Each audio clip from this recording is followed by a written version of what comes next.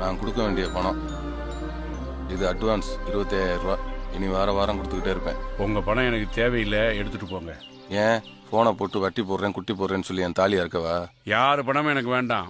பேங்க்ல 7 லட்ச ரூபா டெபாசிட் பண்ணியிருக்கேன். என் பேர்ல என் பொண்டாட்டி பேர்ல 5 லட்ச ரூபா இன்சூரன்ஸ் போட்டிருக்கேன்.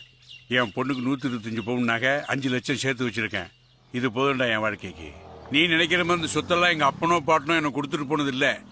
கஷ்டப்பட்டு நான் உழைச்சது, அணுவா சேர்த்தது.